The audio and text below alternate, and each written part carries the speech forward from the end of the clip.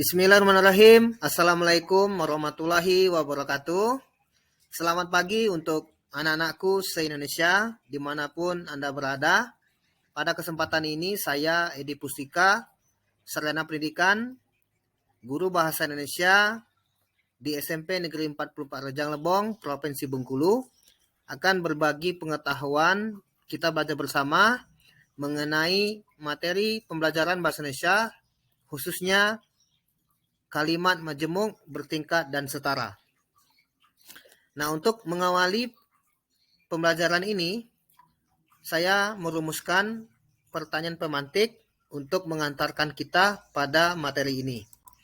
Nah, yang pertama yaitu apa itu kalimat? Dan selanjutnya apa itu klausa? Nah, kedua pertanyaan ini harus kita mampu menjawab dan mampu memahami secara utuh agar kita nanti bisa menganalisis perbedaan apa itu kalimat majemuk bertingkat dan apa itu kalimat majemuk setara. Untuk mendefinisikan ini, saya merangkum dari beberapa teori dari para ahli terkait kalimat ataupun klausa. Nah, dari definisi ini nanti kita berharap kita dapat membedakan apa itu kalimat dan apa itu klausa. Yang pertama klausa. Klausa secara definisi menurut ahli adalah gabungan dua kata atau lebih yang sudah berpola predikatif atau subjek predikat. Nah, artinya bahwa jika kita lihat pengertiannya ada kata. Ya, jadi ada kata dan terdapat dua kata. Nah, dua kata ini sudah berpola predikatif. Nah, jadi ada subjek, ada predikatnya. Misal, dia makan. Aku menangis. Berarti itu sudah berpola predikatif. Ya. Kemudian kita definisikan kalimat. Di sini menurut ahli Khair tahun 2008 halaman 5, kalimat adalah satuan sintaksis yang dibangun oleh konstituen dasar, biasanya berupa klausa. Nah, ya, kalimat ini biasanya berupa klausa. Kemudian dilengkapi dengan konjungsi bila diperlukan. Ada konjungsi, ya. Ada kata hubung. Tetapi ada catatannya bila diperlukan. Disertai dengan intonasi final. Nah, ini yang sangat membedakan antara klausa dan kalimat. Kalau klausa itu tidak ada intonasi final.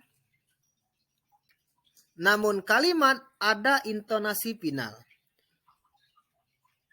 Nah, kalimat adalah satuan bahasa terkecil dalam wujud lisan atau tulisan yang mengungkapkan pikiran utuh. Jadi apabila pada tulisan polanya bisa subjek, predikat, atau subjek, predikat, objek, atau subjek, predikat, objek ditambah pelengkap ataupun keterangan, tetapi disertai dengan intonasi akhir, yaitu titik, tanda tanya, tanda seru. Jika ada intonasi final itu, berarti itu kalimat, bukan klausa.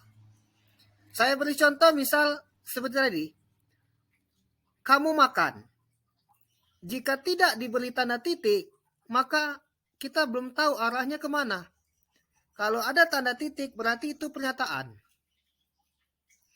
Jika diberi tanda tanya, kamu makan, berarti menanyakan sesuatu. Berarti dia kalimat, jelas, utuh pikirannya. Misal, kamu makan. Berarti ada larangan, tanda seru di situ. Nah, jika pada bahasa lisan, misal hanya satu kata, pergi. Jika kita menunjuk tangan dan mengungkapkan kata pergi, maka secara utuh orang dapat memahami artinya, yaitu meminta kita untuk keluar. Apalagi kita menunjukkan ke arah pintu, sangat jelas sekali, meskipun hanya satu kata, jika dalam bahasa lisan.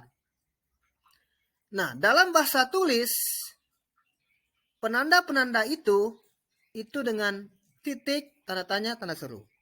Namun kalau bahasa lisan, itu biasanya pada penekanan-penekanan atau intonasi. Rasanya paham ya di sini ya. Jadi, klausa dengan kalimat itu berbeda. Jadi tidak bisa kita menyamakan antara klausa dan kalimat. Baik, sangat terang sekali perbedaan antara klausa dan kalimat, sehingga ketika kita telah memahami definisi klausa dan kalimat, kita bisa menganalisis apakah kalimat itu nanti majemuk bertingkat, apakah kalimat itu nanti kalimat majemuk setara. Saya lanjutkan bahwa kalimat majemuk itu terdiri dari dua jenis. Yang pertama, kalimat majemuk setara. Yang kedua, kalimat majemuk bertingkat. Nah, secara definisi, kalimat majemuk setara adalah hubungan antar klausa bersifat setara atau sejajar. Dengan kata lain, kalimat majemuk koordinatif. Yang berarti klausa yang satu tidak menjadi bagian klausa yang lain. Jadi kalau ada dua klausa, jadi klausa satu dengan klausa yang kedua itu tidak sama-sama menjadi bagian. Ya. Kemudian kalimat majemuk bertingkat secara definisi, klausa pembentuknya tidak setara atau kalimat majemuk subordinatif. Yang berarti klausa yang satu bagian dari klausa yang lain. Sangat jelas ya perbedaannya. Yang satu tidak menjadi bagian klausa yang lain, sedangkan yang bertingkat, yang berarti klausa yang satu bagian dari klausa yang lain. Baik, untuk lebih mengkonkretkan lagi pemahaman kita, di sini Bapak memberikan beberapa contoh untuk pemahaman kita bersama. Ini contoh kalimat majemuk setara. Siswa kelas 9 mengikuti lomba antar kelas bulan lalu. Saya tandai dengan warna merah ya.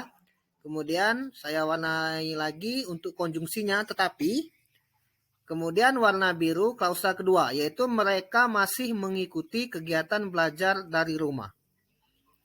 Nah, ini merupakan contoh kalimat majemuk setara, karena begini, kita bisa uraikan klausa satu yang warna merah, itu terdiri dari subjek, predikat, objek, keterangan waktu. Jika langsung kita beri titik, siswa kelas 9 mengikuti lomba antar kelas bulan lalu, titik, utuh. Tetapi karena di sini kita ingin melihat apakah setara atau tidak, maka ada klausa yang lain. Klausa yang lainnya yaitu mereka masih mengikuti kegiatan belajar dari rumah. Jika dianalisis fungsi pada kalimat tersebut, mereka subjek, predikat masih mengikuti, objek, kegiatan apa? Mengikuti apa? Kegiatan belajar. Objek dari rumah, berarti ada keterangan tempat di sini. Rumah merupakan tempat. Nah, jika kita lihat kedua klausa ini itu sejajar, ya, setara dia. Tidak ada yang menjadi bagian dari klausa yang lain, begitu. Nah, baik, kita lihat contoh kalimat majemuk bertingkat. Nah, ini contohnya ya, contoh kalimat majemuk bertingkat. Sejak siswa kelas 9 mengikuti kegiatan proyek profil pelajar Pancasila, mereka mulai mengenal guru-guru SMP Negeri 44 Rejang Lebong. Nah, kata sejak siswa kelas 9 mengikuti kegiatan proyek profil pelajar Pancasila, itu sebenarnya keterangan waktu dari klausa mereka mulai mengenal guru-guru SMPN 44 Rejang Lebong. Begitu. Nah, konjungsi sejak ini merupakan konjungsi subordinatif. Sebenarnya, klausa yang telah saya tandakan warna merah ini merupakan keterangan waktu. Kan bisa dengan tanda tanya, kapan mereka mulai mengenal guru-guru SMPN Panpak Rejang Lebong? Jawabannya, sejak siswa kelas 9 mengikuti kegiatan proyek profil pelajar Pancasila. Ya. Jadi, apabila kita hilangkan salah satu klausa ini, maka kalimat ini menjadi tidak utuh. Misal kita hilangkan yang warna biru, sejak siswa kelas 9 mengikuti kegiatan proyek profil pelajar Pancasila. Masih belum utuh, bukan? Nah, inilah artinya bahwa kalimat majemuk bertingkat adalah kalimat yang klausa 1 merupakan bagian dari klausa yang lain. Jadi ada klausa inti dan ada klausa anaknya. Begitu. Ya, sangat terang sekali ya perbedaan antara kalimat majemuk setara dengan kalimat majemuk bertingkat. Jadi kita bisa menganalisisnya dari konjungsinya dan kita bisa menganalisis dari fungsinya dan hubungannya. Jadi ketiga hal tersebut merupakan penanda-penanda untuk kita dapat menganalisis perbedaan antara kalimat majemuk bertingkat dan kalimat majemuk setara. Baik, saya lanjutkan untuk menambah pembenaran kata kita terkait dengan konjungsi. Ya, pertama secara makna penambahan untuk konjungsinya bisa dan. Ya, untuk kalimat majemuk setara atau konjungsi koordinatif ya. Kemudian pemilihan atau. Itu konjungsinya kita bisa menggunakan kata atau. Kemudian untuk pertentangan kita bisa menggunakan konjungsi tetapi. Selanjutnya urutan waktu. Jadi untuk konjungsi koordinatif atau kita mau membuat kalimat majemuk setara, kita bisa menggunakan konjungsi lalu, kemudian, ya. Ini untuk konjungsi koordinatif. Selanjutnya, daftar kata konjungsi subordinatif. Ya, untuk kalimat majemuk bertingkat tadi. Misalkan waktu, kita bisa menggunakan konjungsi saat, ketika. Kemudian jika makna kalimat itu tujuan, kita bisa menggunakan agar, supaya. Kemudian konsesif. Nah, untuk konsesif kita bisa menggunakan walaupun, meskipun, kendatipun, dan sebagainya ya. Kemudian penyebaban. Nah, jadi kalau kita mau membuat kalimat yang secara maknanya penyebaban, bisa dengan sebab. Karena. Kemudian cara atau alat. Itu dengan. Nah, kita bisa menggunakan konjungsi dengan. Kemudian perbandingan. Untuk perbandingan kita bisa menggunakan konjungsi seperti, bagaikan. Kemudian penjelas. Untuk penjelas kita bisa menggunakan bahwa untuk konjungsinya. Nah, daftar kata konjungsi ini harus kita pahami agar ketika ada kalimat majemuk bertingkat atau setara, kita bisa menganalisisnya. Dan ketika kita dipinta oleh guru untuk membuat kalimat itu, maka kita bisa menggunakan konjungsi-konjungsi ini. Sehingga kita bisa membuat apakah itu kalimat majemuk setara ataupun itu kalimat majemuk bertingkat. Baik anak-anakku semua, rasanya itu saja penjelasan dari Bapak. Terima kasih banyak telah menyimak video pembelajaran ini. Semoga bermanfaat dan semoga kita selalu belajar untuk meningkatkan kecerdasan dan kemampuan kita. Saya tutup. Wassalamualaikum warahmatullahi wabarakatuh.